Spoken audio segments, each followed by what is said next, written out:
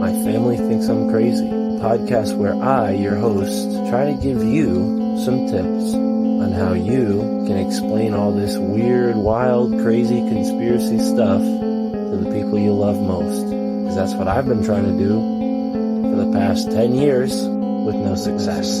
I've been telling everybody that our government is shady, but every time I do, my family thinks I'm crazy. The hollow earth, UFOs, aliens invading, fluoride in the water, they spray our skies daily. When I talk about these things, they think I'm crazy. There's no escaping anymore the evil that we're facing. Illuminati, mind control, they're sacrificing babies. The end of days, but anyways, my family thinks I'm crazy. What, they don't want to listen to you? No, they don't want to listen. They don't want to hear it. They're just like, oh, here we go, Mark.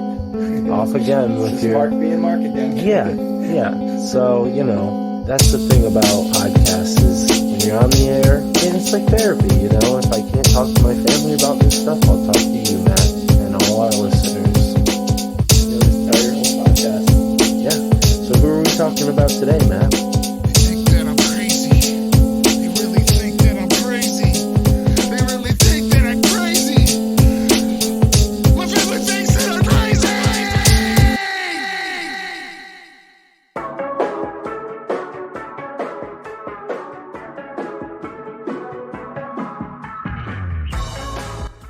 Hi, this is Mike, aka Moonwolf, aka Lockstep. My family thinks I'm crazy, and they really always have, ever since I wouldn't accept a literal interpretation of the Bible as a young kid. That's really the first thing, and lately I'm crazy for reading the ingredients on things or believing that non-ionizing radiation is still radiation. Anyways, have a good holiday, guys. Hi, it's Rob B. Yes, my family thinks I'm crazy, for too many reasons to list. But conspiracy, that's where we agree. My family thinks I'm crazy because despite living the life of a real housewife, I've never been able to conform to society, and I have a superpower of not caring what other people think. Plus, and nowadays, you cannot put the toothpaste back in the tube. I'm Alan Marcus, and my family thinks I'm crazy because I sit alone in a room talking into a microphone, and I tell them I'm podcasting. I'm live streaming, and what I say is important, and it matters, and no one else listens to me. And I'm sure your family thinks you're crazy too. I'm Elle, and my family thinks I'm crazy because I was a scientist that left the big pharma industry to become a Reiki master and sell essential oils and crystals.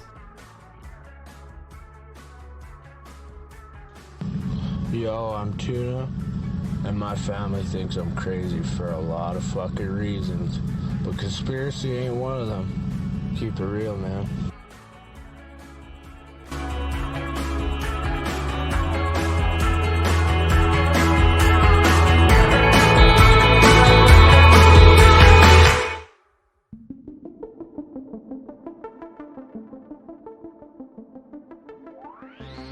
So you could actually get all sorts of information in the late 90s that you can't get today. Or you could get it, but you got to know where to look. I think that's what we need to reestablish, that Wild West. And it should not be tameable. People are going to misuse information. But you got to question how much real danger was caused by that. I'm more of the feeling that less danger was caused by that than we think. I would agree. We have more people acting at a higher level that I find to be reprehensible, right, than at the low level. As we encounter the future, it's not quite what we expected. I think some things that we thought were going to be good turned out to not be so good. And things that we thought were bad didn't actually happen weren't quite as bad as what we expected them to be. So maybe there's something worse out there. Maybe we're over projecting our anxiety into the future. I try to I'm agnostic about a lot of stuff because I'm like, I don't really know. What do I know enough about reality to say that there are extraterrestrials or there are not? Do I know enough about solar astrophysics to say that there's some micronova or there's not? I see a lot of very intriguing information, but I guess I won't know for sure until it happens.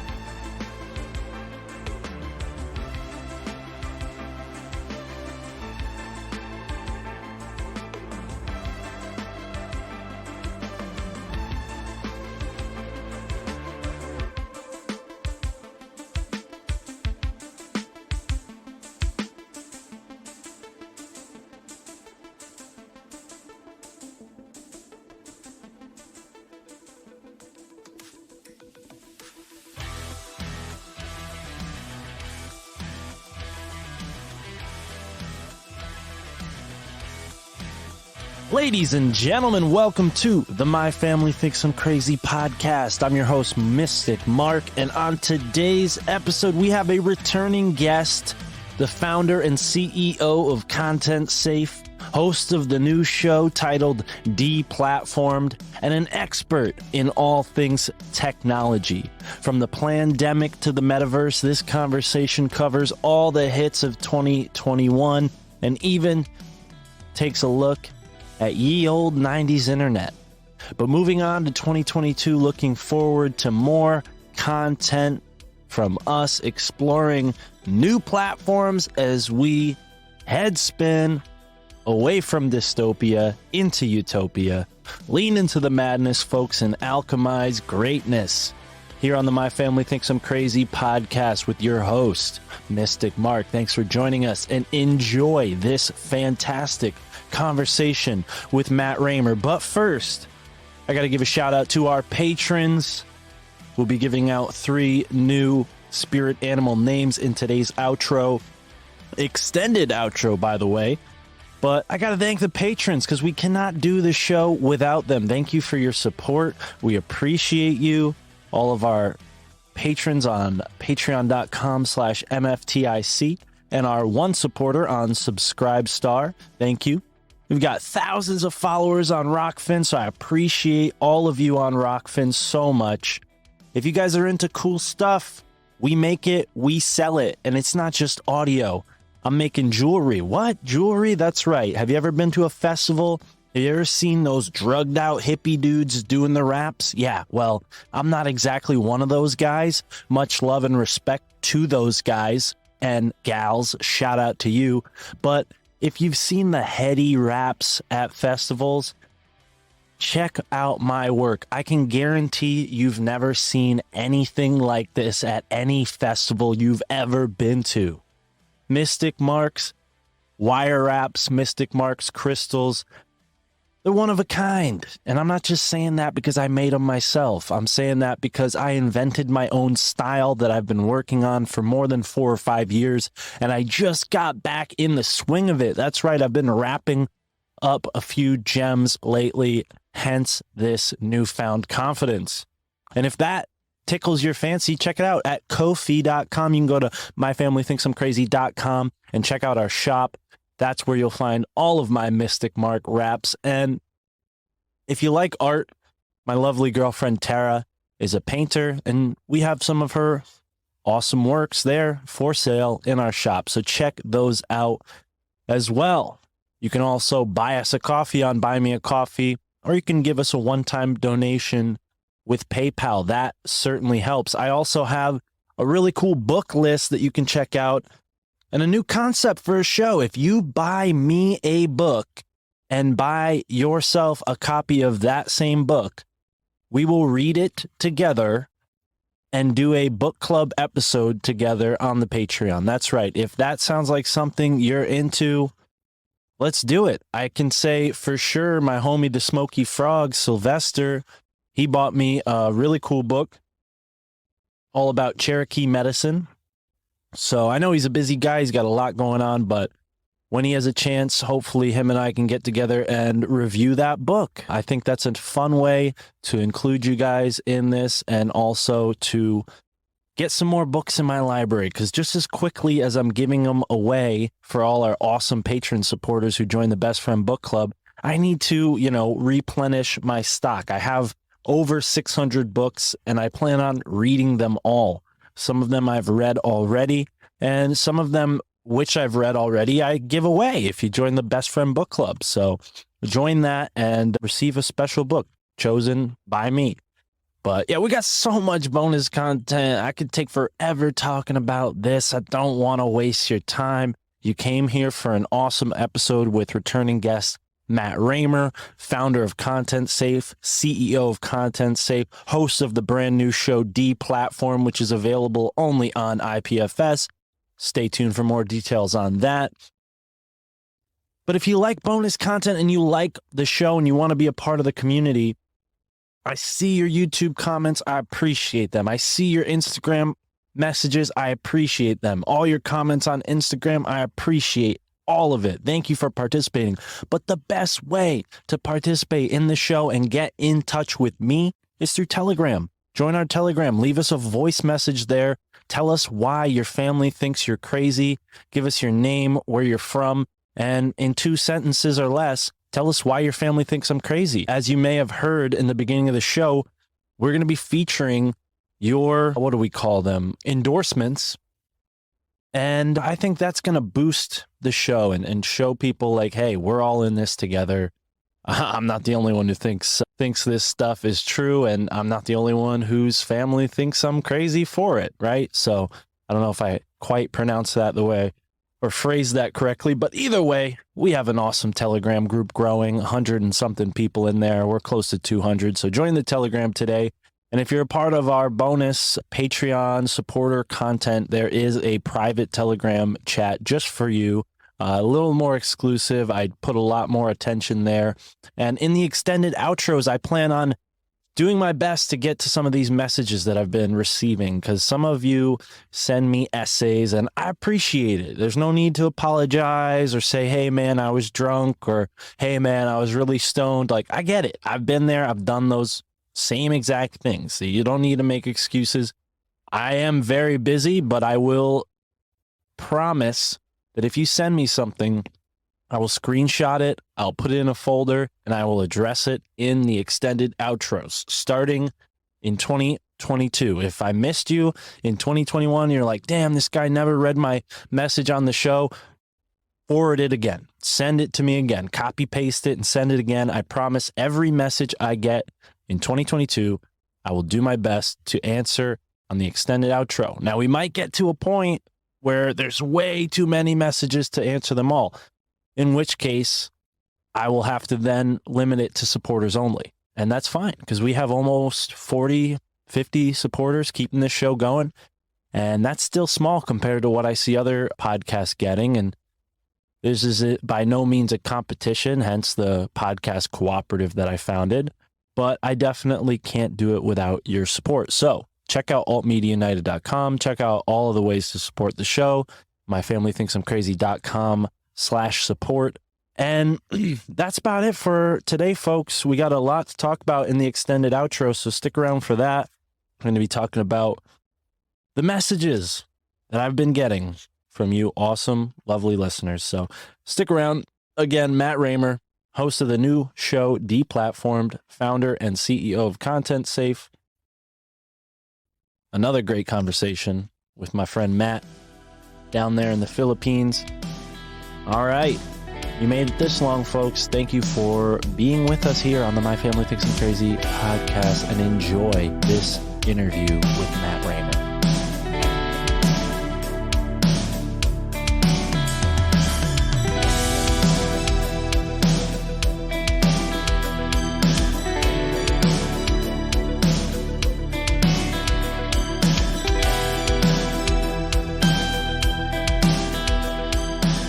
I would be happy with, say, an interview a week, and I would love to produce just monologues ad hoc. And we are finally set up to do IPFS. I was originally thought I was going to get that all up 2 months ago. Didn't work out. Changed my strategy, and I finally got in a position to do it. But not exactly the way I wanted to do it, but it's on IPFS. And we'll be posting all of our stuff there, hopefully this week before Christmas. And that means that we get to be what I would call true underground podcast. we might publish on a platform later, but our whole, raison d'etre is to be underground. Very cool. So we really want the platform to just be the platform, that we're not part of any platform. Well, and maybe we could roll right into talking about that, and sure, because I think this is the way to do it, is to educate people about it instead of just expecting them to find it on their own. And are you familiar with Otter? No. AI. It's a platform that does transcripts. Oh, okay. Yes. I think we actually, if you didn't have a conversation with me about it, somebody brought it up, but I use Descript. I don't know. I mean, it's interesting. I don't publish my transcripts publicly. I don't want that to be a thing. I feel like that might be dangerous for podcasters, in the sense that it seems easier for an AI to scope through a transcript for keywords than it would be a 2-hour audio conversation. But I don't know. I'm not an AI expert. Maybe it's the same. Well, I think you're right. It does take more processing power to go through and transcribe it. And it's also got the potential for mistakes.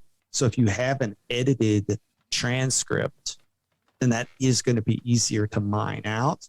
But what you could do is you could have an edited transcript, and it's available only to subscribers. Right.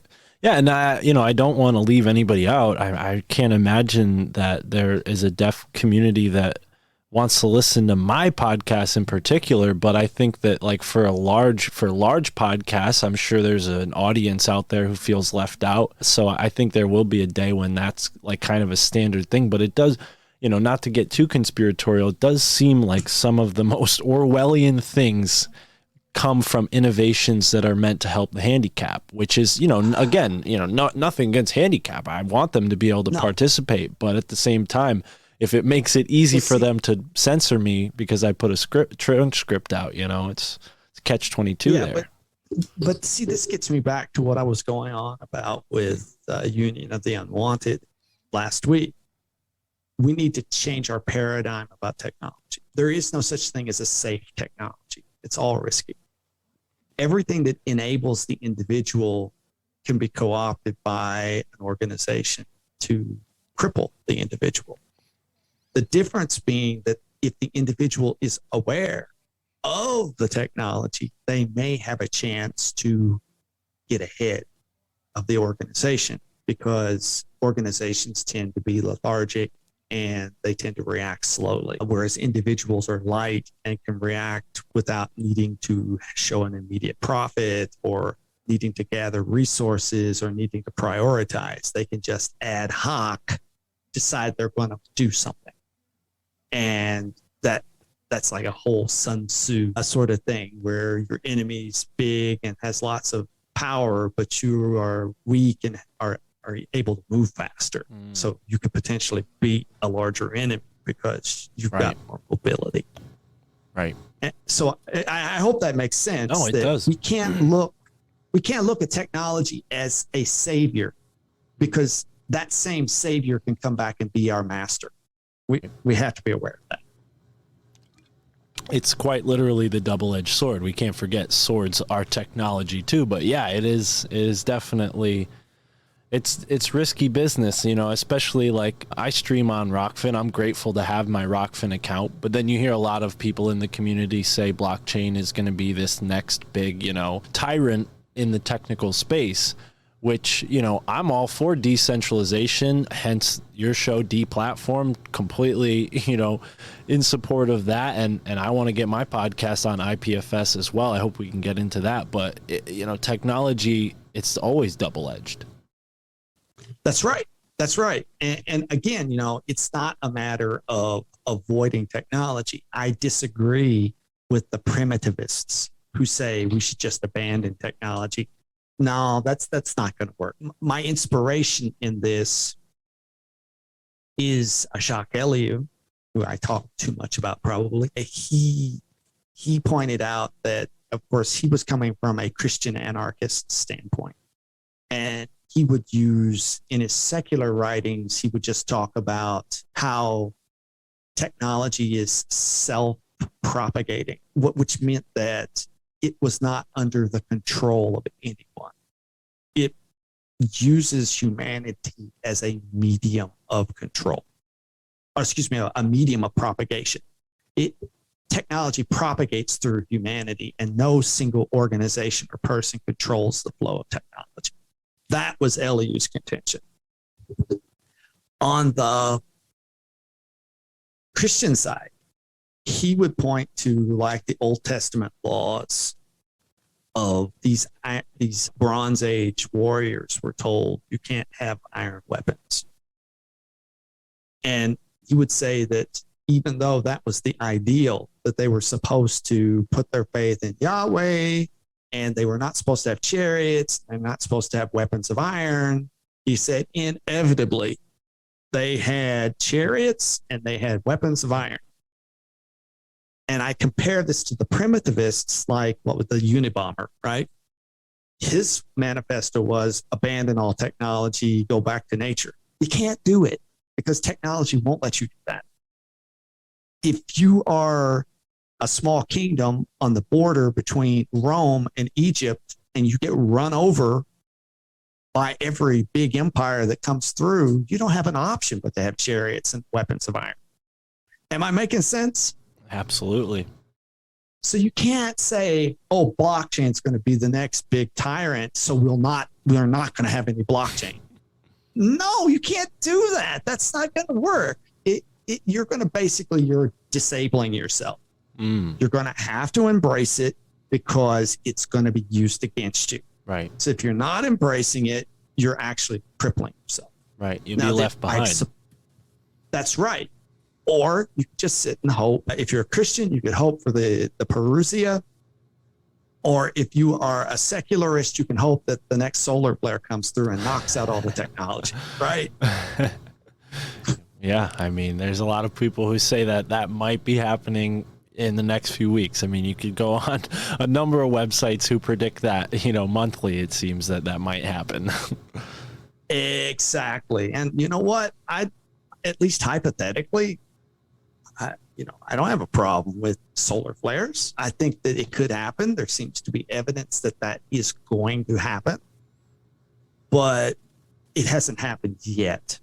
So until that point, I have to continue living in this world. Agreed. I mean, if a solar flare hit right now, hypothetically, neither of us would be able to communicate with each other. This is all possible thanks to that. So let's just cross our fingers and hope that doesn't happen right now. Well, I cross my fingers and I prepare coconut shells that I can burn so I can stay warm and cook my food. And I keep 6 months of rice in my storage area so that I have rice to eat. So, I love that. Wait, so that's a renewable resource for firewood right there. You guys burn coconut shells in Philippines? Better than wood. Wow. It's better than wood. Because it's got the oil in it too. Coconut shells, exactly. They have oil in them and they burn hotter than wood does. Wow. And it probably smells really good too. You don't even have to buy incense. Yeah. I mean, not that cedar keep doesn't. About, I think that we just recently got 3 big sacks of them. So that's like a couple months of cooking rice. Wow, somebody got to send some of those to my dad. He chops a lot of wood and I used to too. I can't, I was a part of that, but yeah, not anymore. Yeah, the wood burning is a big part of where I live. The irony I see is that everything that humans need is provided. We just have to adjust what our expectations are. It's a matter of perspective. That's right. So if you're willing to, eat simple and not travel, then you don't need all of this technology. It's all there. It's all there for you. Even health, we've been convinced that we need all of these pharmaceuticals, and it looks like we probably don't. If we were willing to live with high infant death, we would have people who lived 120, 130, 150 years without any pharmaceuticals. Yeah, I mean, this is My Family Thinks I'm Crazy podcast. I'm not afraid to say it. I avoid pharmaceuticals. I mean, I won't even do Tylenol or Robitussin, nothing like that. You know, I go straight to the holistic. I used to 10 years ago, 15 years ago, but over that time period, I've just become more and more and more hostile toward the idea of using. I have not needed to take a Tylenol in 10 years. But along those same lines, I mean, considering that is a technology, we may be reaching a point where, and you know, not to say that we can't counter this with the holistic or natural side of things, but we may be running into a situation where they're manipulating our peers, not us, our peers, to have a compromised immune system, which, you know, theoretically may have an effect on us. I mean, obviously, and I've had your buddy Daryl on the show talking about terrain theory versus germ theory. So there are debates there, but it does seem like that's what they're trying to push on us. Like, hey, you need this technology or you will die. And then they're, you know, in a way giving. You mean that there's something going on recently where a pharmaceutical, you know, cure-all is being pushed on? Can't imagine what that would happen. Weaponized. Yeah. Well, whenever my wife asks me what the motivation behind the current zeitgeist is, I said, kill a lot of people. That's the motivation. Well, and I think we were just talking about this with my buddy Andreas Zertis on the interview I just had.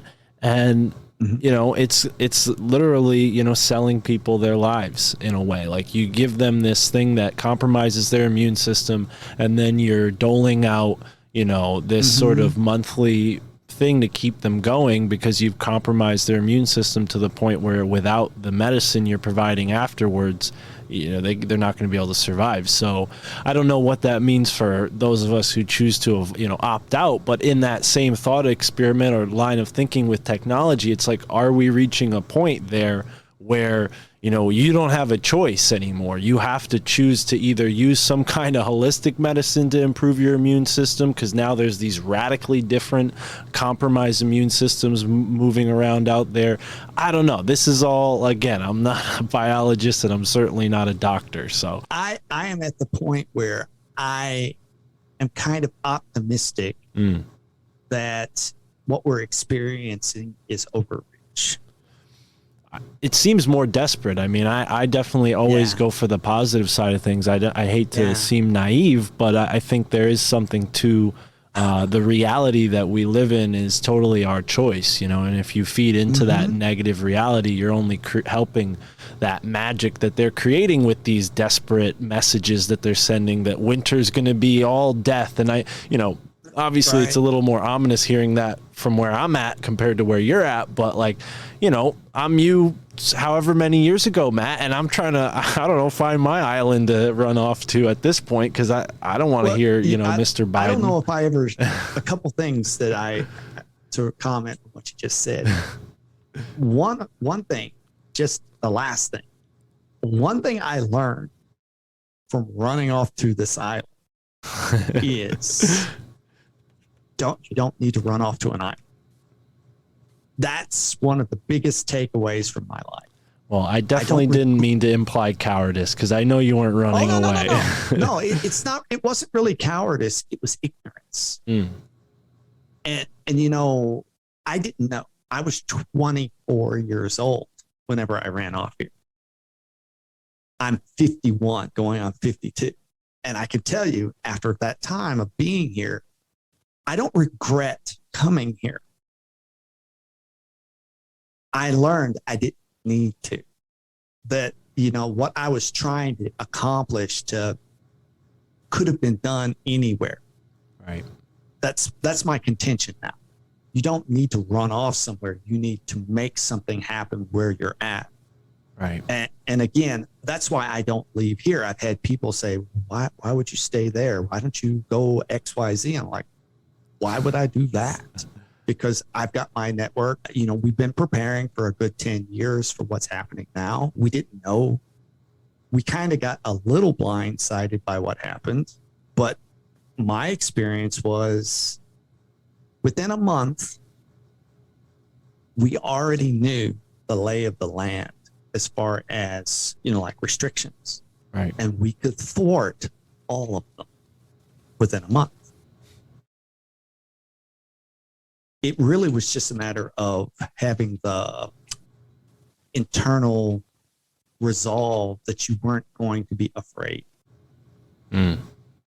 Once you had that, you could overcome it. We just needed to develop that mindset. I agree. Yeah. I mean, it definitely, the only time I ever was forced to do anything against my will was going into a grocery store. And, I think we talked about that last time you're on the show, because I just can't shut up about it. And it seems to be that has transferred over into traffic somehow now. My buddy Michael Juan and I were talking about how traffic just seems to be more intense than ever before, and maybe it's because we both live in metropolis type areas on the East Coast, but it definitely feels like something has shifted psychologically in mass thanks to this whole plandemic, and more isolation I would agree. is part of it. Well, what we've noticed over the last 2 years is that there was far more quiet resistance at the beginning here. People, you get protests here, but protesting is not really the way things happen here. If things are going to happen here, the way they're going to happen is at the bar or at the dinner table. So people talk about this stuff and they think about it while they're with friends or they're with family. They don't really. There are protests, but those are mostly showpieces and theatrics, and people are paid to go there. It's not like the West. People are internalizing. It's happening within their community. It's happening within their family. It's happening within their peers. That's how things happen. At the beginning, a lot more resistance, a lot more people not wearing masks. What I noticed is that the propaganda is corrosive. After a while, they just keep hammering. Bad, wear a mask, and it just erodes people to the point that they just go ahead and do it because they're being browbeaten to do it. And I saw from 6 months ago to now that it used to be you could go out on a hike and you would see 30% of the people were wearing the mask correctly. And then 70% of the people were either not wearing it or wearing it underneath their chin or underneath their nose. But somewhere along in that 6 months, it flipped. And now it's like maybe 10% are defying it and the rest of them are complying. The only thing I could think that is it's the media, because it's clearly not the purported, cause. That we're not seeing people dying from a virus. We're seeing more people dying from the cure than the disease. Right. So, that is a little discouraging, but as I've told my family, I'm like, well, just keep doing what we're doing. Keep talking to people. Whenever we go out to hike, we just don't wear a mask. And you'll see some people look at you like, you must be crazy or not wearing a mask. But the way culture works here, they're not going to actually say anything to you. They're just going to give you an odd look. Very similar in Connecticut. Very similar. I see people wearing masks everywhere, and it never occurs to me to say anything, because I know if I do, it'll come off as confrontational with my wise ass attitude. But I feel like for the most part, it was only like 1 or 2 instances where it looked like somebody really had like an issue with the fact that I wasn't and they were, like with the eyes. But that could be misinterpreted. I'm only seeing half their face. But at the same time, right? It seems like the people wearing masks are not gonna stop you from going without one unless there's that rule, oh, well, in this town, because there's still towns in the state that are enforcing it, and I just don't go there anymore. Like, I don't go to the city of New Haven anymore because all the shops have those mandates. It's like, Jeez, Right. you know, you get like freaking bullied by these people to wear a mask, and it just, you know, at this point, Yeah. it's become, you know, I don't know. I mean, on the side of like looking at it as a technology, it's clearly not a technology to protect us, our health, or our respiratory system. It's a technology to you know, convey obedience.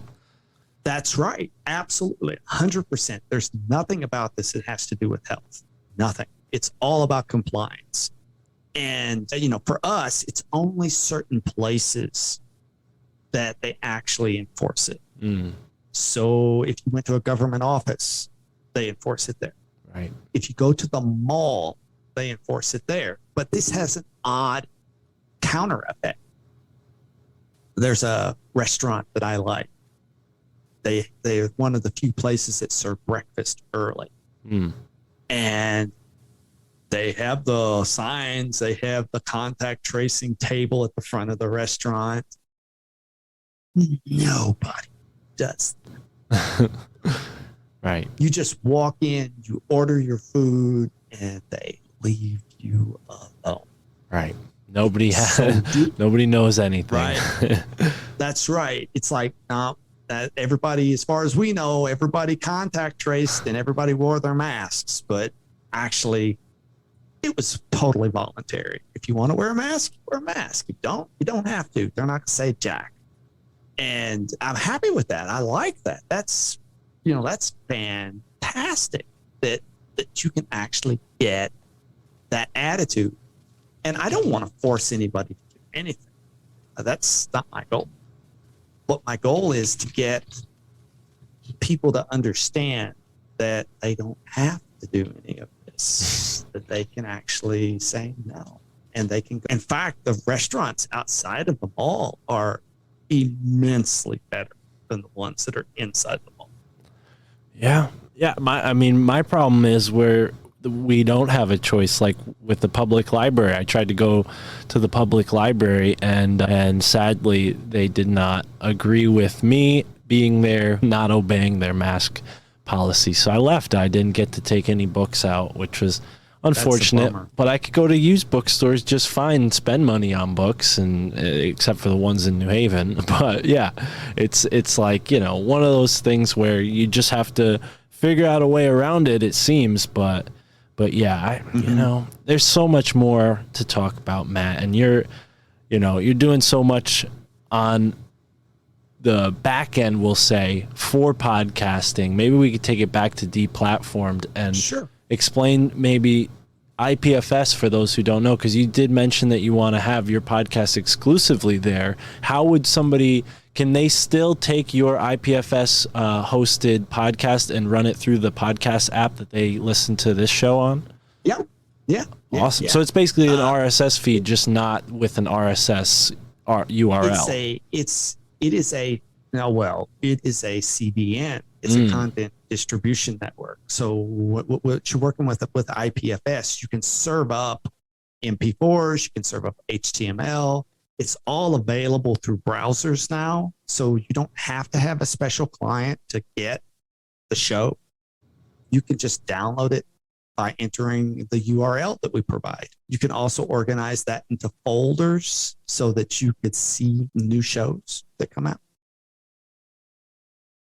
So it wouldn't be like, because I don't know, maybe, you know, obviously it's not a RSS feed, but for someone who's as technically illiterate as me, when I say RSS feed, I'm talking about like you click the link and every episode comes in like that. It's easy and I can start listening. I don't have to download each one, because I know there are certain browser-based people who do that, but that's such a small percentage. When I look at the analytics, it's like 2% of my audience listens through a browser.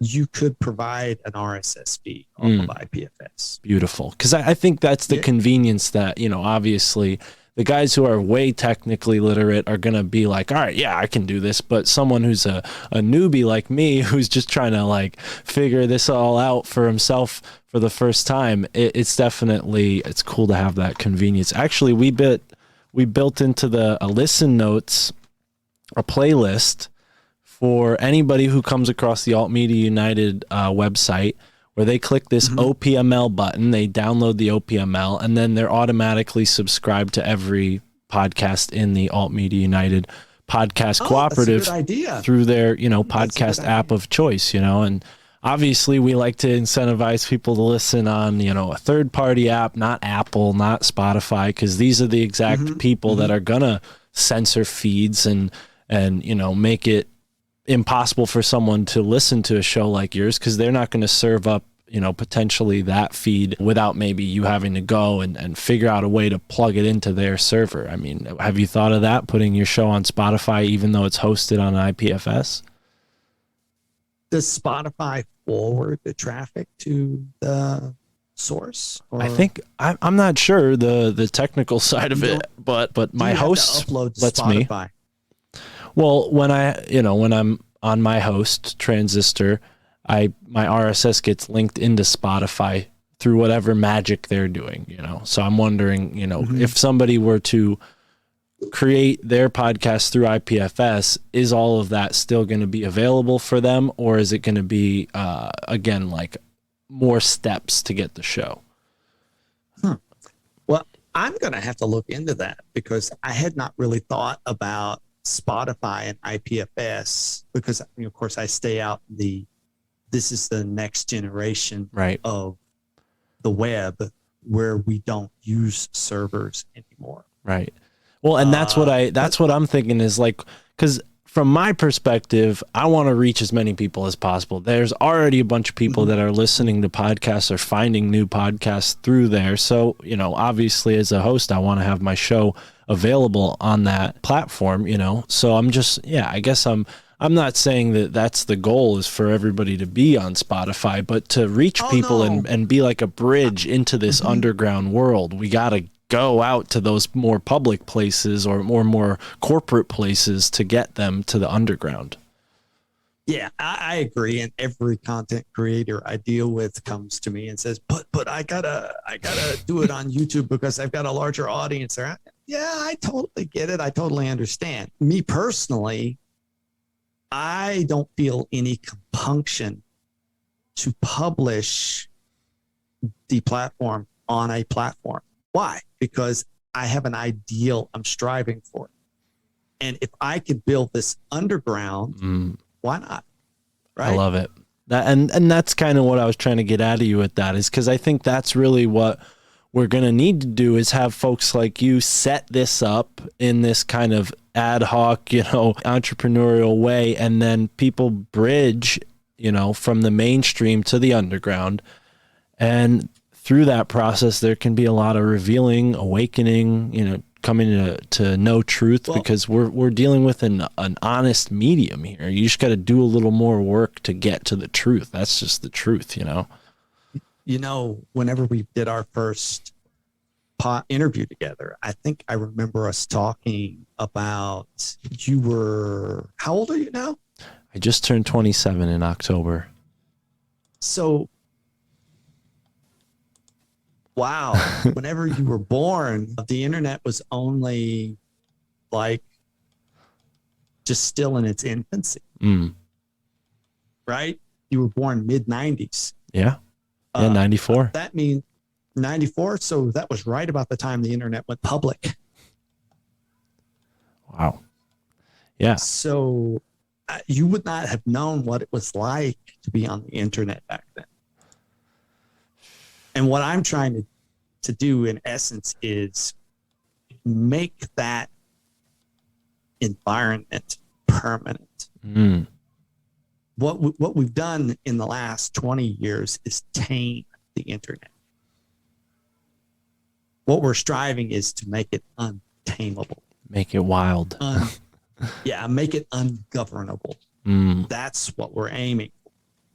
And that's, of course, a pretty controversial thing to want to do, because there are some people who really think that the only way that this needs to move forward is toward further and further restrictions on the internet. Whereas my viewpoint is, no, you don't need further restrictions on the internet. It's sort of like implementing hate speech laws. You don't need hate speech laws. You just need to enforce laws on damaging person and property. You don't need a hate speech law. Let people say whatever they want to say. Yeah, I mean, Make sense? yeah, and I think the first time I ever used the internet, it was probably in like 2005 or 6, around that time. And I was still, you know, my first memories of using the computer, I was just putting like CDs and playing like little games and whatnot. But there was a time when you could find an incredible amount of information, and it started to wane probably around like 2013, 14. And I remember like from 2008 to 2011, I was probably seeing like the end, what you would consider the end. But like to me, there was still a lot of really crazy, cool stuff you can find. And I was really enjoying it. I mean, one thing that I think I mentioned to you was Stumble Upon. Like they don't have this anymore. I remember that. A random URL. I remember it. Yeah, and I remember Stumble Upon. Like that, just the fun of going to a randomly generated URL at the click of a button. I wish someone would replicate that again, because it led to so many rabbit holes, we'll say, that I was not expecting to go down. Obviously, there were categories for those who remember. So you can click like a conspiracy category, an alien category, and you just get random URLs in that category. And it was amazing. You know, in the late 90s, you could go on the internet and get full medical information about anything a doctor would know. Anything. Because it was all still connected, right? The hospital system that they invented, because this stuff was built for these industries and then integrated into the public, right? So there was like a mainframe. There was a call in the late 90s to restrict access to medical treatment information on the internet, and that's when that started cramping. Late 90s. Wow. So you could actually get all sorts of information in the late 90s that you can't get today. Yeah. Or you could get it, but you got to know where to look. And I think that's what we need. We need to reestablish that Wild West. And it should not be tameable. You know, people are going to misuse information. But you got to question how much real danger was caused by that. I'm more of the feeling that less danger was caused by that than we think. I would agree. We have more people acting at a higher level that I find to be reprehensible, right, than at the low level. Right.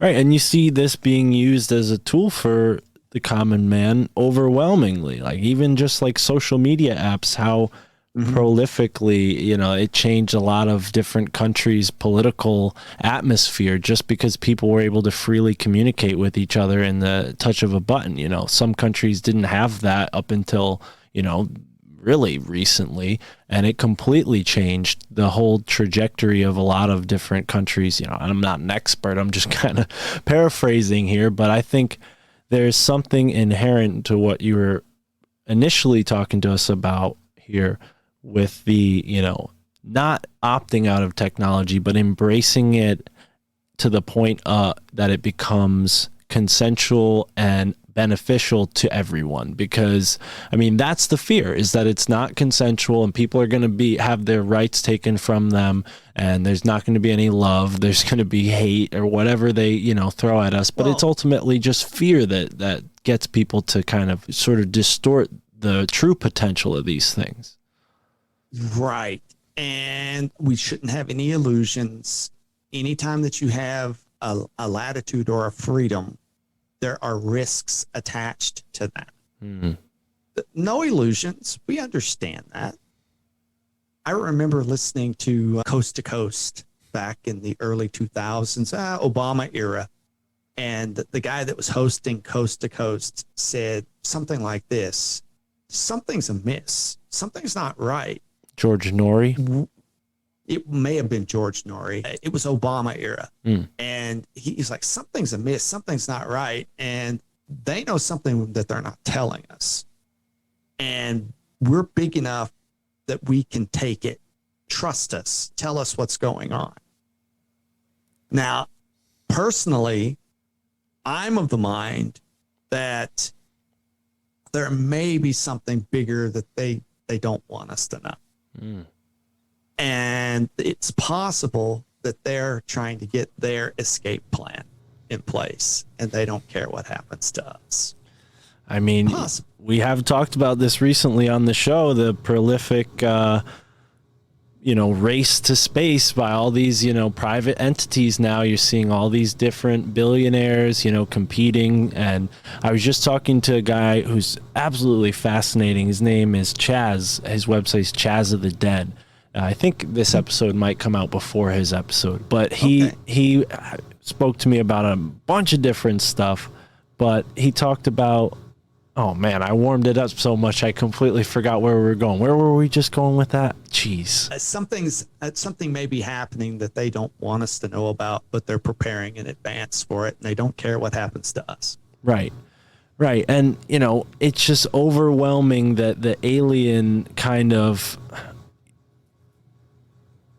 reality that they're trying to, warm up to us now with the whole military, I'm completely forgetting the point, but I'm going to try to make some sense here, Matt.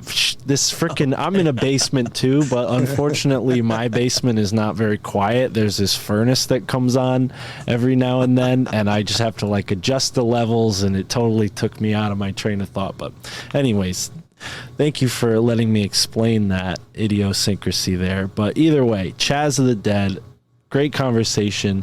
And he was talking about this sort of consciousness aspect to it. It's purely consciousness to him. There's something inextricable about these UFO encounters. And when you said that, there's something that they're not telling us about, that's kind of what it brought to mind, this disclosure, but it doesn't feel like it's little green Martians.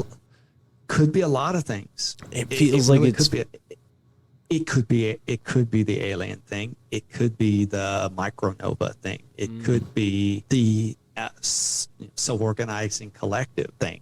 I mean, there's a lot of options about what we're on the edge of, but I have felt for a good 20 years that we were on the edge of something.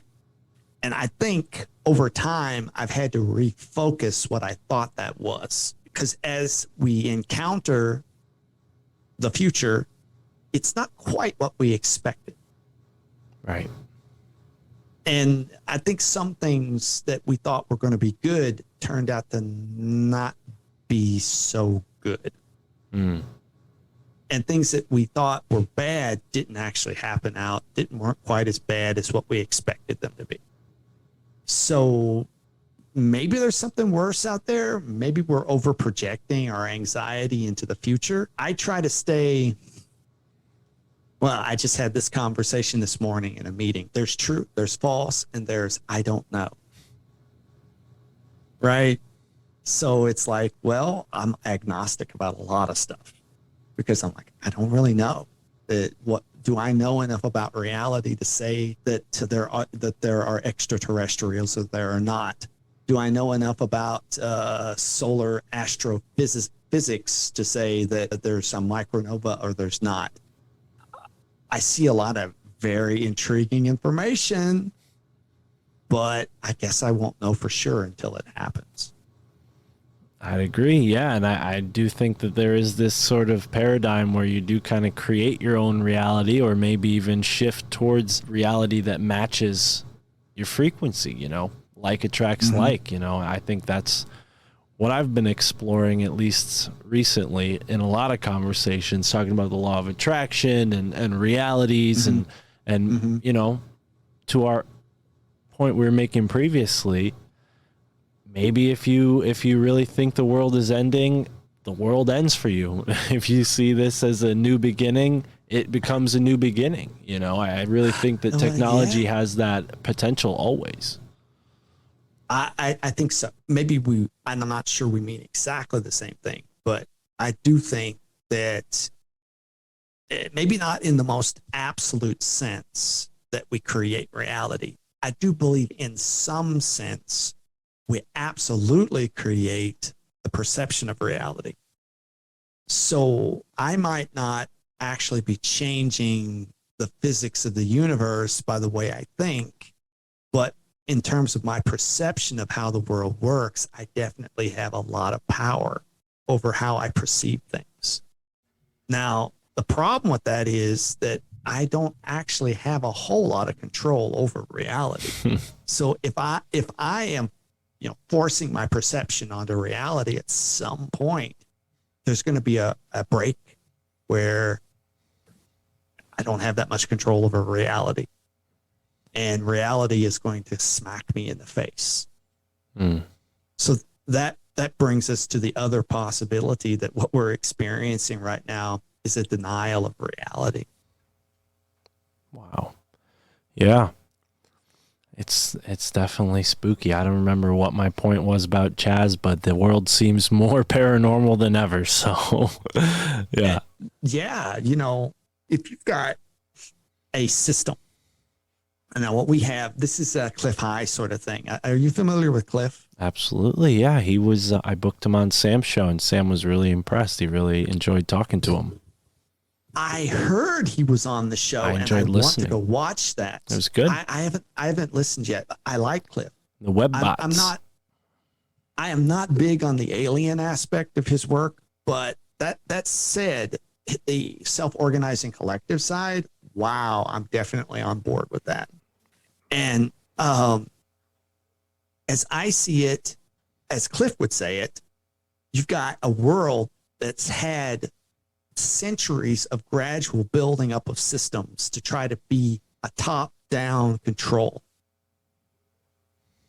And it's inherently unstable. These systems are interlocked with one another. If you knock out one, you knock out a bunch of them, and they lose the ability to control. So they have this perception of reality that they can create these systems that will give them ultimate control over the world. And that's what I was getting at with, at some point, perhaps your perception of your power is greater than your actual power. Wow. And Cliff, goes to say that we are organizing unconsciously as a society. And they know that. And they're trying their best to get us to stop organizing. But it's a technique, it's a technology, and nobody controls it. We don't control it. Right. We make individual decisions, but if I decide to go live out in the forest in a cave and only cook things on a fire and have no refrigeration, that doesn't mean that there aren't people with guns that aren't going to come and, grab me, scoop me up, and throw me in an asylum for being crazy. Right? Yeah, I mean, we've talked to people on the show who might be going to do that. I mean, I don't want to speak for any of them, but yeah, that seems to be what some people have resolved to do. Yeah, and and I'm not saying it's wrong to do that. I'm just saying that the perception that somehow fleeing into the forest and living in a cave is going to somehow protect you from this. No, it's not. I used to dream about figuring out how to live in Antarctica with the penguins. And I finally realized they've got 13 military bases in Antarctica. Even if I could figure out how to live in the ice cold temperature with the penguins, I'm probably going to get scooped up by somebody on a snow machine that says, "What are you doing here?" Oh, and they either shoot me on the spot or they send me back to civilization to be in prison. I hope that doesn't sound too dark pilled. No, I just can't imagine how cold it gets where you are at. But from where I'm at, I would never want to live in Antarctica. Jeez, New England's cold enough. My point is, try to imagine the place that you would perceive that you would be left alone, that you could go and nobody would be interested in bothering you. There isn't a place like that anymore. Yeah. It's all gone. Yeah, I mean, and now they're going to literally sell a copy of it on the metaverse. They're going to have this physical or, copy of, an internet copy of a physical place, that now is selling as real estate. I'm sure you're aware of all this, right? Yes. Well, this is why I think the metaverse will fail, because they tried this and it was called Second Life. Right. And that was 20 years ago. I remember having friends who played that game in middle school. I had an account. I played it for a little while and got bored of it. But yeah, that was a big thing for kids in my middle school. My perception is that true VR will never catch on. What's more likely to catch on is augmented reality. Right, which is why they want to put it on a contact lens or through a Google Glasses or something like that. Right, exactly. It seems to me that that's more natural and it's going to be easier for a larger number of people to adopt. I still hear stories about people having motion sickness with VR hoods. Right. I put an Oculus on once or twice, and both times really disliked it for the sensory deprivation points, and I've had, some pretty out there psychedelic experiences, never anything that made me feel like that sick, and mushrooms can be just as disorienting, but, that was an odd type of sickness, kind of similar to seasickness, really. I remember feeling that when I was on a boat when I was a young kid, but very odd. And I don't, I'm very biased, I'll say, because I used to play a lot of video games, and now I realize how much time I wasted playing all those video games. Honestly, in my opinion, I regret it. I'm sure some people enjoy playing games, but I felt like I could have been spending that time learning stuff and reading. But either way, it feels like the augmented. All went through that. The augmented. The first. Go ahead. Sorry. The first video game I ever played. 1978. Pong. I had Pong. I had Asteroids. I had Space Invaders. I had all of that stuff before my classmates in elementary did. Because my dad wanted me to, be up to date on technology. So I was involved in all. I used my first computer in elementary school. Yeah, I remember getting the Xbox and hearing the stories from my dad, like, oh yeah, we used to play Pong. I remember getting Pong on Christmas. And so yeah, I heard that whole thing. But my dad was never really into computers. He liked the pinball games and all that, and I think that's where that came from. But yeah, I wrote my dad an inventory control program whenever I was 13. So it's like I was involved in it pretty early. I could tell. But I stopped playing video games my early 30s. Okay.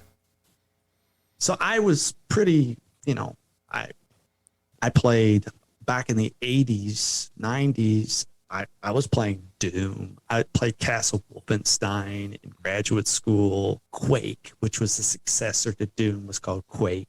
I remember. I got into and I got into the whole thing with Dungeons and Dragons, their video games. Everwinter Nights. See, now that to me, that's kind of where I was going to take the augmented reality point, because there is a certain, I have friends who are big into Dungeons and Dragons, and there's a certain intelligence that comes with that type of game. Like people who like that stuff, like their mind is made for that.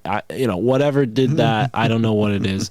But me, I'm not personally, I don't have the patience to do a game like that. I don't know what it is, but I respect them for playing it. But I feel like the augmented reality technology is going to push people towards something like that, where they're ever present. It's ever present in their life. And they can kind of choose okay, I don't want to be Phil anymore. I want to be Phil the wizard. And even though I still have to pay my bills and go to my job, this augmented reality I'm living in makes me feel somehow like I'm living sort of a wizard's life. I mean, is that something you think could happen? Because Mike and I talk about augmented realities on our show a lot. What do you think about in Britain them building an entire community that's based on Harry Potter? Well, yeah, that's definitely augmented reality for sure. Right. So you're actually or Star Wars land, that Mm. thing that opened up there in California, right? Yeah. Well, to your point, Yeah. Mike and I on Your Handbook for the Apocalypse, he went to, I think it's Williamsburg, Colonial Williamsburg, and he connected it to ARGs. He's like, dude, this is totally an ARG. You know, everybody, when you go into Colonial Williamsburg, you know, everybody's acting in character in this time period. And then you go and look at the history, and it's not even really that accurate. That's the funniest part, is like he looked into some of the historical truths behind that time period, and it looks like they set that whole thing up to give you an impression of what Colonial Williamsburg was that is really not that close to the truth, you know? So you're living in this fantasy. Interesting. Yeah. That's interesting. Yeah. I kind of like watching. It's not necessarily Colonial Williamsburg, but have you ever watched Townsend's on YouTube? No. Is that British though? It sounds like it's a British thing. No, it's American. It's it's American colonial history, and it's mostly cooking, mostly. So that the guy started out doing it because he does reenactments everywhere in the U.S., but primarily it's the eastern states that he does the reenactments, and he visits all the different, places like Colonial Williamsburg and other places, and he talks about period food. So he shows you how they would eat breakfast. He shows you all sorts of stuff. And he even makes it over into Indiana, because Indiana has a lot of reenactment places as well. And I would be curious, because it seems like he really does his due diligence to try to be historical.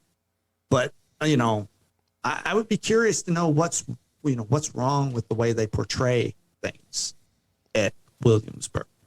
Yeah, no, it definitely seems like there's an element to it that's odd, because the Rothschilds were somehow, Rockefeller family. Somebody who was a part of the Rockefeller family was a part of setting up this Williamsburg colony, right?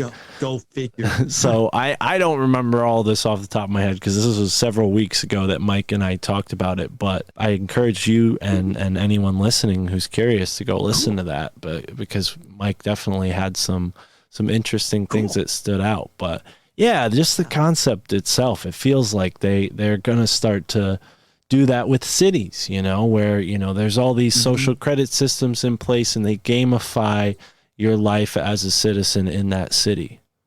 Right. I have a question. I know that this is happening, but a lot of people talk about China and social credit systems. And the thing that I think a lot of people need to understand about China is that China is only loosely centrally controlled. We see a lot of propaganda about them being, just this complete social credit lockdown.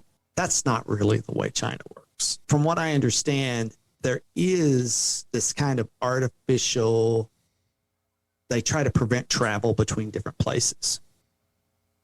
But the actual ability to enforce these things is constrained by practical limitations of enforcers. So, for instance, you've got 1.5 billion people, and there's really only less than 500 million people out of that live in cities. And there's really only about 100 million of those people who are even close to middle class. Wow. And then there's only 1 million of those people who are in the Communist Party itself. So they're like sitting on top of a powder keg. Yeah. That China, social credit system, but how do you know how successful it was? Because you don't have access to even see. All we have is our fears of what could happen, right? Right. And I'm not saying that to dismiss the whole thing.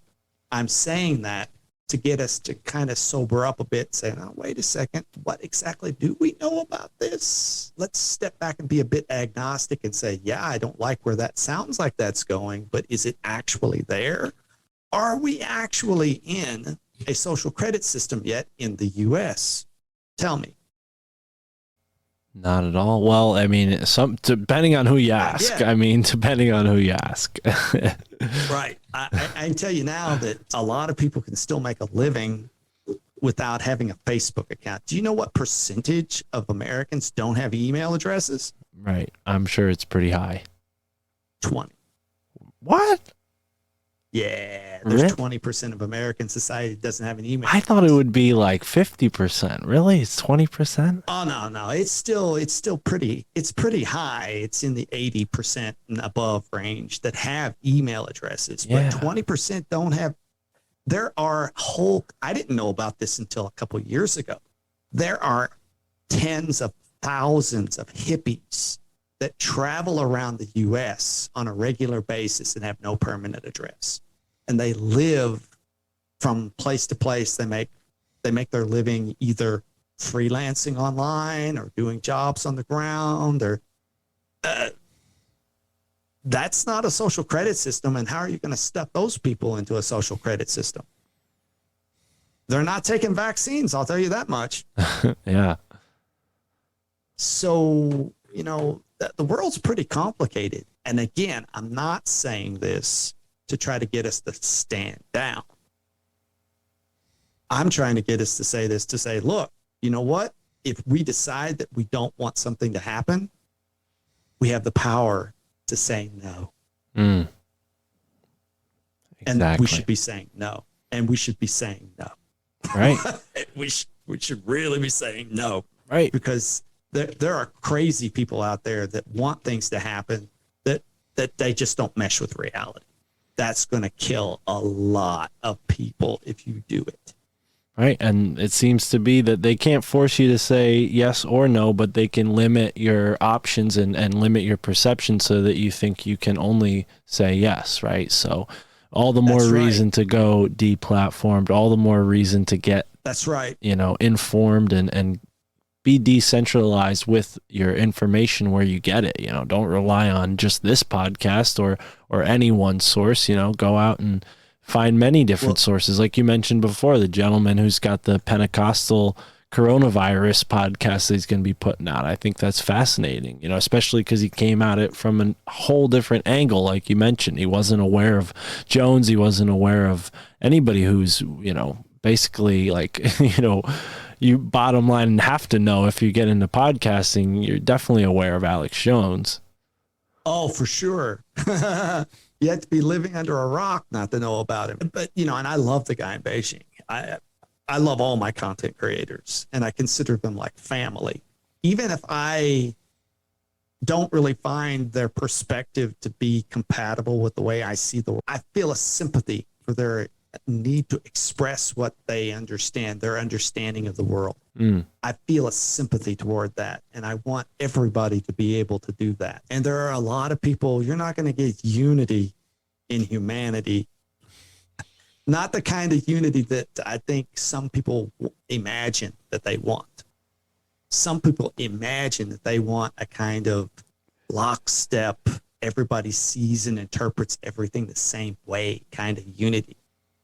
And I don't think that meshes up with reality. You can't get that. If you got that, I think you would get it at the cost of killing vast numbers of people. And even then, would you really get it if you depopulated the world? If you took out 97% of us, would you really get that level? I'm not so sure you would. No, I don't know. I mean, you need friction to create a spark. You need, some sort of resistance to create change and give way for progress. So, and the true sense of the word, not this phony, political sense of progress, because it's all, BS. But yeah. Well, going back to Jacques Ellul again, that was one of the things he railed about in his works. And he was very adamant against the word progress. It's a meaningless backward. Progress toward what exactly? And I find this ironic. Are you familiar with the electric universe hypothesis? Yeah. You know, Elihu in one of his seminal works described progress as being, you know, if you define progress as making a jet plane go faster, going faster to what destination, right? And I found it ironic that there was a discussion group between the key figures in the electric universe world and Michael Shermer, you know, the internet skeptic. And Shermer, in his discussion, said, it doesn't matter whether what you're saying is true. What matters is if it can make a jet plane go faster. Right. And I'm like, well, you got to be kidding me. This guy actually said the one thing that was the most ridiculous thing that you could have possibly said. Going faster to where? You want, if you could get across the planet in a month, at one time in our history, that would have been considered incredible. To travel the whole globe in a month? Well, now you can travel the whole planet in less than 24 hours. You can go ring around the planet, flat earthers aside. You know, you can do that. Well, I've seen things since the late 90s about being able to take a jump ship up into orbit and land anywhere on the planet in 15 minutes. Wow. Well, what's next? Once you progress to 15 minutes to any point on the planet, where do you go from there? The whole idea of progress is nonsense. We have to step back to meaning, not progress. That's where it's at. How are we defining what we are, where we're going, why we would be going there, right? That is better than progress. I love it. And I think that's a good place to end it. Before we go, let the folks know where to find Deplatformed. And you said you hadn't published it yet, right? So when's this coming out? Well, I do have a website, which is one compromise here, but that's a website I host on my own server. So that's at deplatformed.co. Great. We will be publishing, hopefully this week before Christmas, all of the monologues that I produced, because the structure, one thing we didn't talk about to our audience is how do I structure the show? Because that's one of the unique things about what we're doing. We're structuring the show first by creating monologues that we solicit to people we would want to interview. And they come back to us and they answer our monologues back to us. And we have a conversation, and it's often a free-flowing, roving conversation. We're not locked in necessarily to the answers to the questions. I really like to pursue thoughts with the people I interview. So we might use those as guideposts for the general area that we're discussing. And that, I think, is a little bit radical about the way we do the show. Not only the way we distribute the show, which is by way of interplanetary file system, but also just the format of how we present it. And post-interview, I will do an intro and an outro. And in my outro, I try to pick at the answers that my guest had and sort of fire back more questions.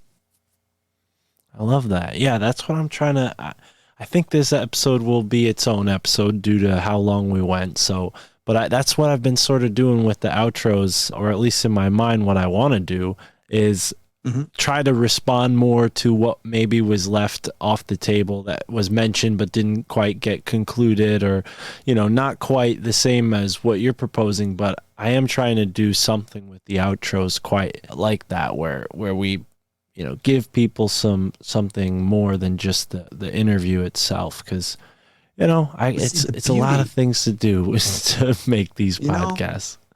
the beauty of the idea is that there's no reason why you should hesitate to copy the format, because it's really not the format that's unique about it. It's a Socratic method. You are what makes it unique is how you ask the questions and how the guest answers them. Right. The format, it's belongs to the world. It doesn't belong to us. So what makes deplatform is Matthew and his crew. It's not really the format. Beautiful. Thank you for clarifying that. Yeah. No, I see that. And I sometimes stumble with my words. So it's sort of, it's okay. No, it feels like that's what I meant, but you said it so much better than I could at this moment in time. So thank you, Matt, for elaborating on that. And yeah, deplatformed is one thing, but then you also have content safe for those who have podcasts themselves that may be listening. You want to tell us a little bit about that? Yeah, Content Safe, which is contentsafe.co. We are a content redistribution company. So we help content creators take their content and distribute it to the proliferating number of platforms that are out there. We redistribute to over a dozen platforms now and growing. We're still at the ground floor of the company. People who come in now are really part of a special group of people that if you have a platform that you want to distribute to, we'll make it work for you. Now later we might corral that in and not be so flexible, but for now we're that flexible. And I really want to keep my content creators to be like family.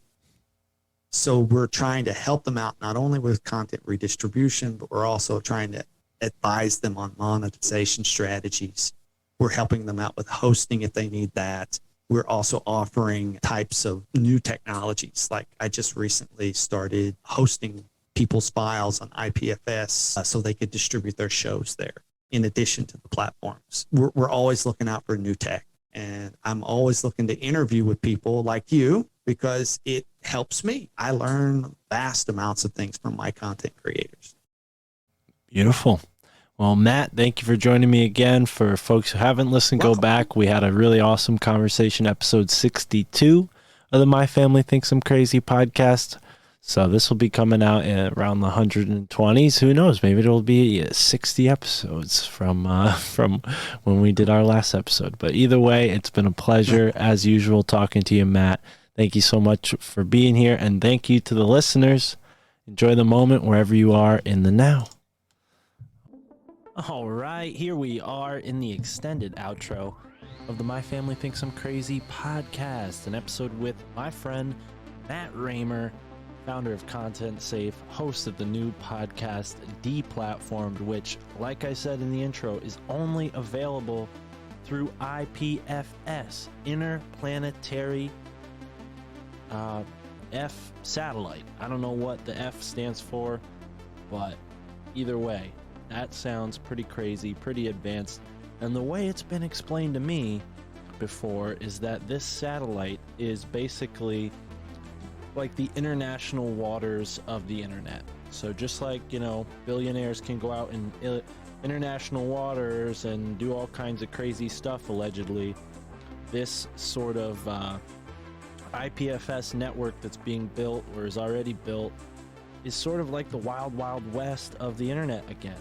Obviously, you heard Matt and I talk about this a lot in today's show, how the internet has been tamed, and Matt wants to untame it. I think that's pretty cool. I remember experiencing a lot of fascinating culture through the internet in that small window of time when I was old enough to comprehend what I was seeing, and then obviously that window got closer and closer and closer to being shut until now we're living in this sort of dystopian Plato's cave sort of thing where the window's been blackened, Black Mirror, and we're being shown reflections of what's going on behind our backs, right? So that's the world we're living in, but I think Matt does a great job of explaining the hope that there is in technology, and I'm not sure if it was my point or Matt's point, but I don't think that we can run away from technology. We have to embrace it because it's going to catch up with you no matter how far you run.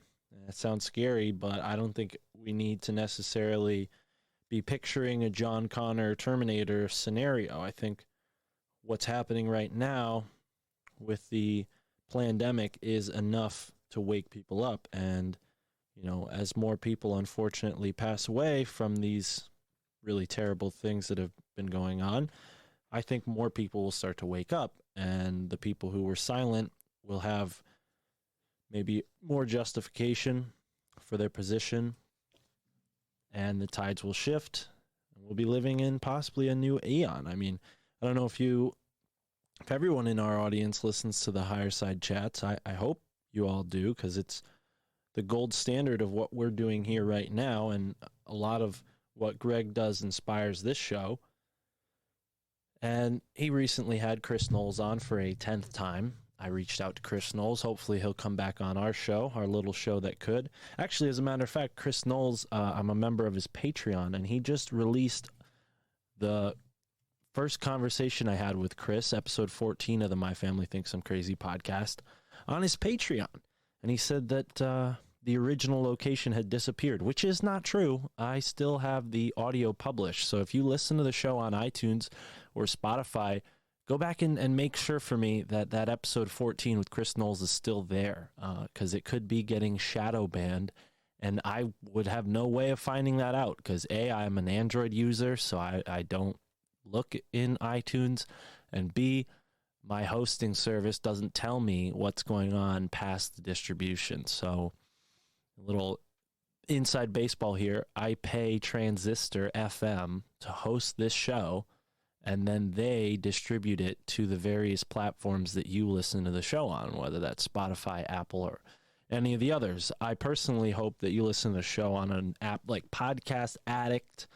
That's the one I use because it seems to have the most features, and it also seems to be in line ethically with what I represent as far as anti-censorship. But getting a little far away from the topic, Chris Knowles, one of the reasons I always go back to his work, and the reason I find what he has to say so compelling but also relieving, is this is a guy, Chris Knowles, who's been studying this stuff for a long time, and his opinion, and again, listen to the Higher Side Chats episode to hear him say it himself and not just me paraphrasing, but he basically said, listen, they've been lying about these technology, black budget things for decades, and it's all just to get venture capital money and get seed money, and they put all this hype around these, dystopian seeming technologies like these, DARPA killer robots, and really they're decades still away from utilizing that technology. And, according to some, maybe even Chris, who knows if they'll ever make it there. And he had very similar things to say about the metaverse, which I thought was interesting. Again, I can't really paraphrase, so I hope you all support Greg and listen to the full 2 hours of that conversation because it was fantastic. Anyways, enough about that. Hopefully we'll get Chris back on the show. Great conversation with Matt Raymer. We've had a lot of great conversations come through the pipe, whether it be Telegram, Instagram, any of the grams. Twitter, I don't check. Usually I'm just putting stuff on Twitter for you guys to see. And mostly that's Rockfin live stream. So follow us on Twitter if you want to stay up to date. We do stream live every conversation that we have here on the My Family Thinks I'm Crazy podcast on Rockfin for free. And as soon as the live stream is over, it goes behind the paywall on Rockfin. So you can check it out for free. If you've never used Rockfin before, sign up on Rockfin and make sure you follow us first, because that does help out the show tremendously. I don't even care if you never listen to the podcast on Rockfin. If you follow us on Rockfin, and then go and, spend all your time watching Isaac Weishaupt and Sam Tripoli. As long as you followed the My Family Thinks I'm Crazy podcast first, somehow I'll get credit for that. So that's pretty awesome. Make sure, if you're going to sign up on Rockfin, follow us, show us some love. And that's where we're at. We get a lot of messages, and some of them are essays, and that's self-described. You guys say this yourselves, and there's no need to apologize, okay? Like I said in the intro, I've been there, okay? I get it. You want to send me an essay? I can't promise you I'm going to read it and in that exact moment, but what I will try to do is respond to those messages in the extended outro here, because I want to change up the content. I want to bring a more familiar feel to the show, so I'm not just another talking head asking questions. I hope you guys feel like you can get to know me through this show. Obviously, respect my boundaries, but also get to know me, because I do appreciate everyone who listens to the show, and I appreciate anyone who also feels like their family thinks they're crazy for things they believe in, right? So you're here, your family, get in touch with me. Like I said, sometimes I'm too busy to respond immediately, but I'm going to respond here live in the now for you, okay? Pretty cool, right? Awesome. So maybe if synchronicity is in your favor, working in your favor, you'll hear yourself on the show. So here we go. We got a message. All right, we've got a message from Zach Pride. Zach says, "Hey, Mark, I love your show, brother. I appreciate all the content and your approach to life. So the sigil thing immediately did not look like a human or anthropomorph to me."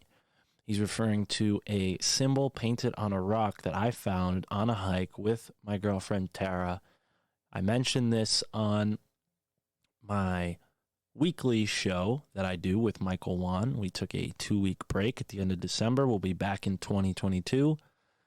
And he's talking about this symbol that I was discussing with Mike on our Your Handbook for the Apocalypse show. So he says that it looked exactly like a sigil or a rune. So I searched for Wiccan sigils and found one that is similar, denoting time. But it was rare to find in a search. Then I moved to runes, and he attached an image. Okay, so just as you have intuition for where to pull over, the vibe I get from that stone is not positive. I personally would not have touched it. Okay, so let me clarify, Zach, and don't get me wrong, I appreciate your message, but the reason I pulled the stone out of the wall was because of its white color in contrast to the sort of gray, slate, and green rock wall that it was in. I actually didn't see the symbol on the rock at all. I just noticed the strange color of the rock in comparison to its surroundings and pulled it out from its position, thus revealing the symbol. So yeah, trust me, if I saw the symbol facing outwards, I might not have grabbed it as quickly as I did. So he says he personally would not have touched it. Any symbology containing a thick black dot is something to be cautious of, in my personal opinion. So following this train of thought, in pirate lore, a black dot means death, and turns put this rune also stands for death, among other things. Be careful. My first thought is that Wiccan sigil rune magic is alive and well today, and especially has a history in your area, and really isn't it closely related to some of the more sinister stories being told in conspiracy circles, i.e. Pedogate. One other thing is that I feel this sigil is highly personalized as it builds upon the ancient symbology, but the placement of the elements and their intention are very specific to the person who created it. I've been broke for a while, but prior to this, I have been feeling very inspired to send you money, so consider it done. Peace and love and much appreciation. Zach in the Ozarks. Thank you, Zach. I will definitely take whatever donation you can afford. And on the point of your caution, I as much as I agree with you being cautious, I just cannot see the symbolism in that in that symbol. I mean, for those listening, the rune you shared with me, yes, it does have a similar axis to the symbol itself, but just doesn't seem like it was that sinister to me. If anything, it's something that is meant to be, again, like you pointed out, highly personalized for whoever put it there. I don't think that I displaced it. I put it right back where I found it. I did chip a little bit of the paint off, which might not have been a good idea, but I do not get the sense that there's anything sinister about that stone or even that symbol. And I don't see the connection to pedogate whatsoever. And I really, and that's nothing against you, Zach. It's just like, I don't like that kind of extreme jump in logic where you go like sigils equals dark magic equals pedogate. Like you're making a lot of leaps there. I mean, first of all, this is located near a golf course in a wealthy area. My opinion is that a spiritual person, maybe a housewife who has a lot of time on their hands, put it there. Maybe a young person like myself who believes in this kind of symbolism might have put it there. I really don't think that it's connected to any sort of group doing anything criminal, especially that severe. So much love to you, Zach. I appreciate it. He also says, P.S. I have stone rows in my area, and I am intrigued by them. They're not very tall, but they're very old for my area. It was only settled in the early 1800s. Is this the significance of these? What is the significance of these in an occult sense? So that's a great question. Any boundary point, any liminal space between two areas, a boundary kind of represents that gateway into another world, possibly. Maybe it's just symbolic, but I think that's definitely what this represents. And then also you take into account the fact that most of these stone rows, we're told, were used to delineate the farmland that was carved out, and all the old growth forests were burnt or cut down to make room for all this farmland. And what you see happen in the case of these stone rows that are sort of in forested areas, you have to assume that, well, this is a new growth forest. So at the very least, they're an indicator of what has gone on in the area. And to me, that's fascinating. Anytime you can figure out a little detail of history based on some sort of evidence that's in existence that you can find in the field, so to speak, that's cool to me. I love that kind of thing. I would consider myself a field researcher for sure. Anyways, and then he goes and apologizes, like I kind of joked about. I'm sorry for the crazy last message. Didn't mean to be an alarmist. Needless to say, I was in a weird weed place along with other extenuating circumstances. Yes, I have been there, and I totally support that. I think that's an okay place to go sometimes. Sometimes we need to be in a weird weed place in order to set, to pull some of these threads apart. But it's also really relieving to see that you recognize that maybe what I said wasn't that spot on. So you're a very reasonable guy, Zach. I appreciate you. And he goes on to say, another word for the idea I was trying to convey would be talisman or perhaps totem. Yes, that's kind of what I would think too. But given how fresh the paint seemed, I mean, I'm not going to go and say that it's some kind of ancient talisman. It just, that would be a little too far of a leap. So he says, I've studied tribal cultures kind of extensively and could elaborate on how such an object would be created and used if you ever want to talk about it. The black mark on your finger would also be an indication of something along the lines of what I've mentioned. I'm going to listen to the end of the Chaz episode now. That guy is awesome. Thanks again. Rock on, dude. I appreciate you sending in this message. I hope you enjoy the Chaz episode. I certainly enjoyed talking to Chaz. And I got his book. We've been reading it, Tara and I, and it's certainly fascinating how much what Chaz is talking about connects to what Walter Bosley talks about. And, Walter Bosley is somebody who I've been studying a lot lately, his work. become very interesting to me.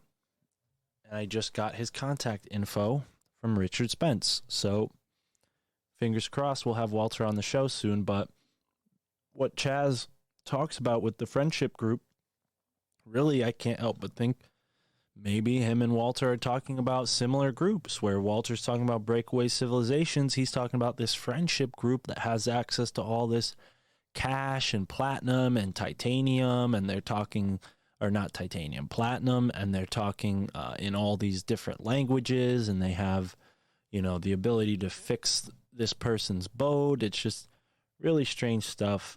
Buy Chaz's book to hear all the details. And thanks again, Zach. I appreciate your message. Let's see what other messages we got. All right. So let's go over to the Telegram and check out some messages. I got a really long, extensive message from a patron last night that we're going to get to right now. But first, we got to give them a new spirit animal name per their request. I will not do this for anybody else. Just not going to get into this. But Troy asked very politely and kindly. So I said, you know what? I'll give you a different spirit animal name. You don't like Thunderbat? That's fine. We'll give you a different one. But don't start asking me, because you get what you get. It'll become a real problem if I have to start giving everybody a new spirit animal name. So anyways, we're going to give Troy a new spirit animal name, and we're going to give 2 new spirit animal names out, and then we'll get to Troy's message. Rock on. All right, so we've got our cards lined up here. We've got 2 new patrons. Shout out to you guys. And we've got 1 new spirit animal name to give.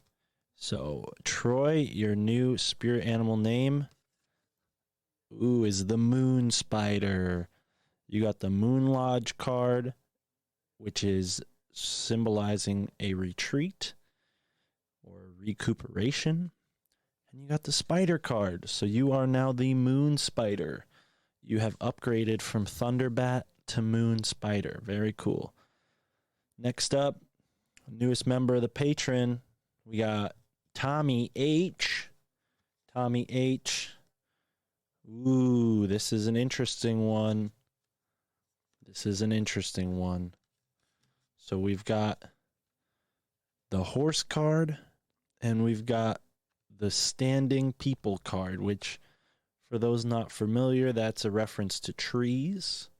So the standing people card represents roots or giving. So we can call you the root horse, the giving horse, the standing horse. I'm going to go with standing horse. That sounds cool.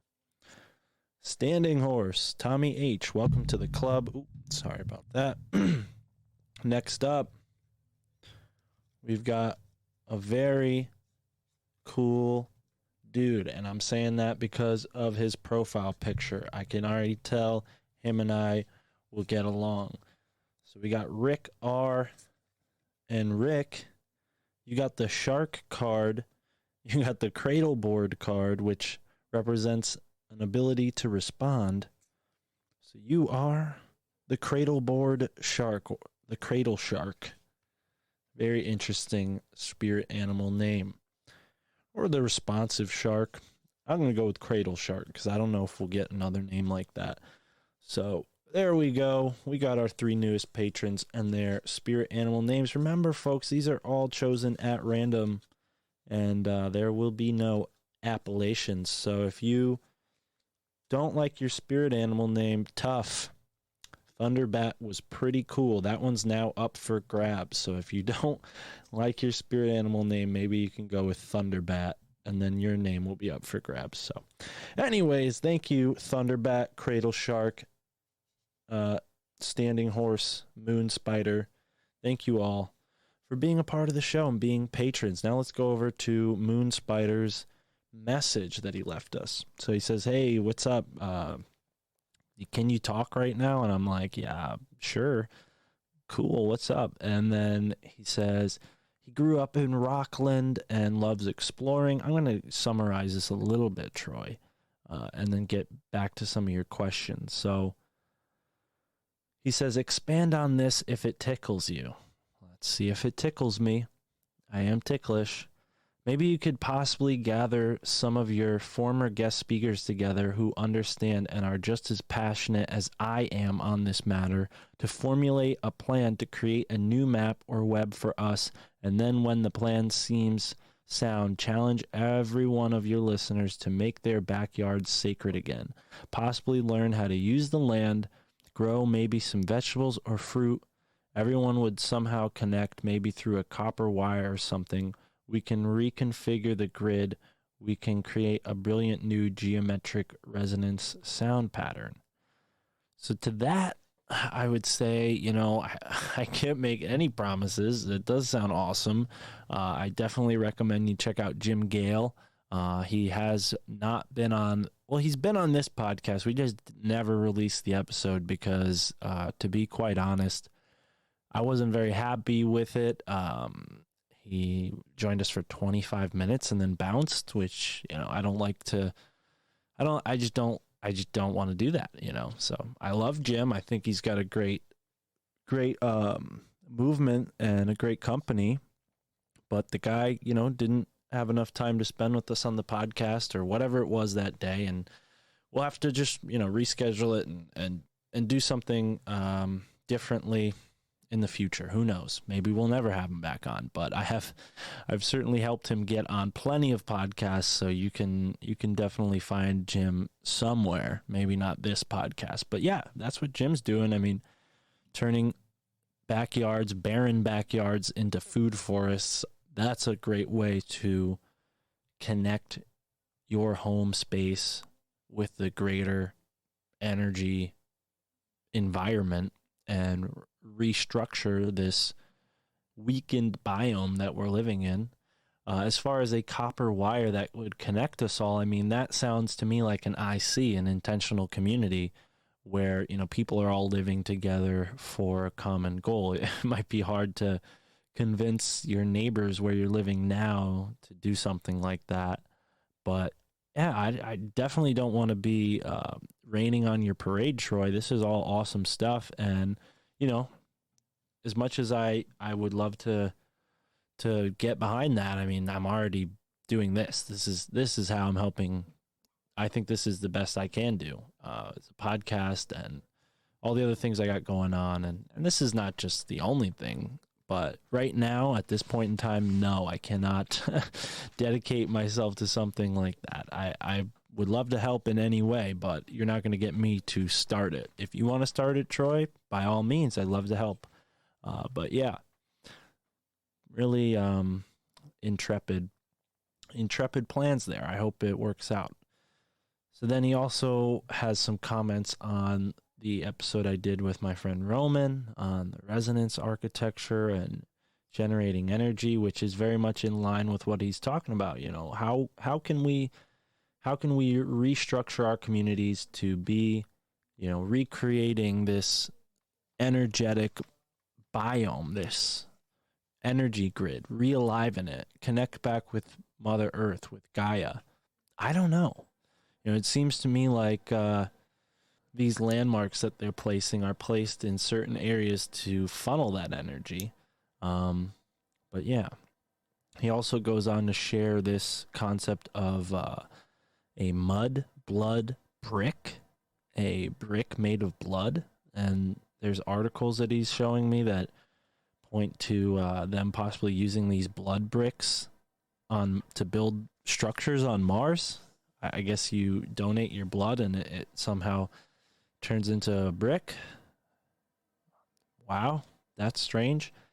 And Troy left his number here. He showed a bunch of cool pictures of stones that he's found.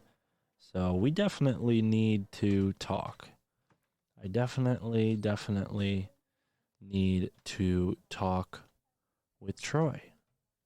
So he left me his number, and maybe we'll have him on an extended outro in a future episode. But a lot of interesting points. I hope I responded to what you were asking, but now we're going to cryptozoology.com for their latest update, the latest in cryptozoology news, We got a report from Australia. 3 freaked out forest workers claim they stumbled upon a Bigfoot-like yowie while driving home from work in a remote Aussie town.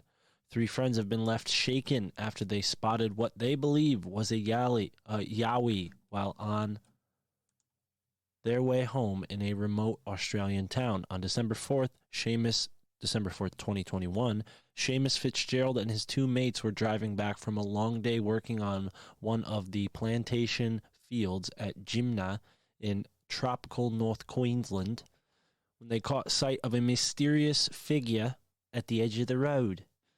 We initially thought it was a boar or a really big animal until we got closer and saw it run off in a very ape-like way, Seamus told the Courier Mail. The animal stood up and looked at them with what he described as an ape-like face before running off into landscape. He added the creature had long arms and was covered in dark red hair or fur. I never really had a paranormal or strange experience like that before. I hardly slept that night, and the feeling was overwhelming. I had seen something that I had never believed in previously, he said. His mate, Sterling Slowcock Bennett, said the trio couldn't comprehend what they were looking at. We were in utter disbelief of what we were seeing. It definitely was a scary moment for me. As I said, I was so confused and shook off of what we were seeing. As we got closer and closer, it didn't make any sense like he'd hoped. He added the trio had organized a few hikes to venture out and locate the creature, but they were poorly planned because too many people tagged along and the noise they were making would have scared off any wildlife. It's said that the yowie is a creature prominent in Aboriginal folklore, which is said to roam the outback. It is a well-known tale amongst the 91 locals of the small town who have had previous sightings of the creature. The mythical creature is often described as a tall and ape-like, similar to Bigfoot and scared of human beings.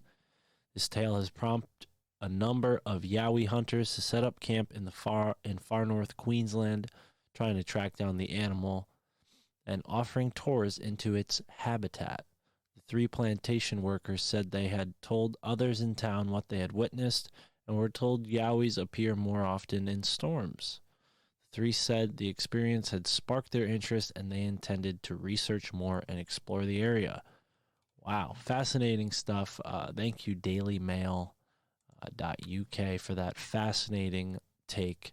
We got another story from cryptozoology.com. This one comes from Inside Edition. We're talking about a mysterious animal that was dug up recently by workers in eastern Turkey. It's about 3 feet long and has predatory teeth, exceptionally long hind limbs, and nails instead of hooves. Kind of looks to me like it could be like a Tasmanian tiger type looking creature.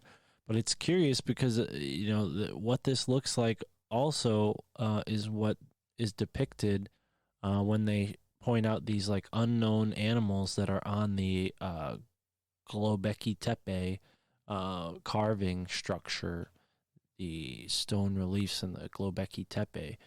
This creature kind of looks like that to me, but check it out. I'll put the links in the description if you want to follow up with these 2 stories. Thank you, cryptozoology.com. We got a bunch of really awesome messages from the pod inbox. Thank you to everybody who submitted messages. You'll be hearing yourself on the show. Of course, tell us why your family thinks you're crazy. Tell us your name, where you're from. Keep it short. Don't give us too much details. We don't need to know your whole name, but yeah, I want to include that in the show more. Anyways, I got kind of a late night here, so we might have to cut this short soon, but David Icke's son, Gareth Icke, will be joining me on the show tomorrow, so gotta get to bed. He is over there in UK time, so shout out to all our UK listeners. I'm excited to talk to Gareth. He is into a lot of the same stuff I am naturally, and I'm sure it'll be a great conversation. Not quite sure where it's going to go yet. Not quite sure what I'm going to talk about, but we'll see what happens. I've been reading the Empire of the Wheel book by Richard Spence and Walter Bosley. It's a fascinating book. Very unexpected twists and turns into ley lines and all kinds of interesting related subjects. And I just got Walter's email, so fingers crossed we'll be having him on the show for an interview. Wouldn't that be neat? Definitely looking forward to that. Christmas just passed. I got a lot of really cool books on the way. My lovely girlfriend Tara got me 4 books. One of them about Cahokia that I plan on digging into. So a lot of really cool reads. Empire of the Wheel is what I've been working on. It's a fascinating book. And I already ordered the second book in the series, so that's on its way in the mail. I'll have to dig through that when it comes. But if you like books, if you want to read, and maybe even read the same book as me, go over to the Amazon wish list that I have there on the website. Just click on the phrase buy Mark a book and buy me a book, buy yourself a copy. We'll read it together, and I'll have you on the Patreon for a reading, a book club reading episode where we talk about maybe our favorite parts of the book. Maybe we talk about what we agree with, disagree with, what we learned, all kinds of great stuff. Could be a great way to get yourself on the show, or just show me some love, show me some support. Books are not cheap, they're not free, and the more books I get, I think the better the content gets on the show. I don't know. The more I learn, the more we can talk about. So here we are, folks. It's 12/29/2021, coming up on the last few days of 2021. It's been a strange year. You can tune in to the Legit Bat podcast. I'll be on it tomorrow live. It'll be out by the time this comes out, so go and check that out to hear my thoughts on 2021. Gareth Ike episode coming out soon. We got some new podcasters joining Alt Media United. If you're listening to this and you're one of those folks, don't worry. I will be sure to put your info on the website as soon as possible. Don't worry. But Alt Media United, check that out. I was just on the Hidden Gateway podcast with my new friend Justin. Shout out to you, Justin. Thank you for having me on. It was a great time. Definitely check out my interview on the Hidden Gateway podcast. We got into some really interesting stuff. He asked me about the Epstein and Maxwell situation. He asked me about satanic ritual sacrifice, because apparently I'm an expert on that. Well, no, he asked me for my thoughts on it. It wasn't anything conclusive or definitive. I don't think he was expecting, but either way, it was a fun conversation, and Justin is a really cool guy. I definitely encourage you to check out his show, and his show will be on Alt Media United very soon. Our podcast cooperative, if you're not familiar, go to altmediaunited.com and check it out. That is the best place to find some new podcasts, maybe some podcasts that you're already familiar with. You didn't realize they were associated with the podcast here. Yeah, that's right. They've either been on a podcast with me or talked to me before. I'm trying to grow this cooperative to be as large as it can be. So if you have a podcast and you want to take part in what we're building, hit me up. Contact info is on the website. I will be on the New York Patriot show this week as well. Another Alt Media United podcast. So look out for that. That's about it. Thank you for listening to this My Family Thinks I'm Crazy episode with Matt Raymer here live in the Synchro Mystic, ever expanding now, the My Family Thinks I'm Crazy podcast, a show you've come to know and love, and I'm really grateful that you're here listening in the now, and I hope you have a great moment wherever you are in the now. So with that, peace.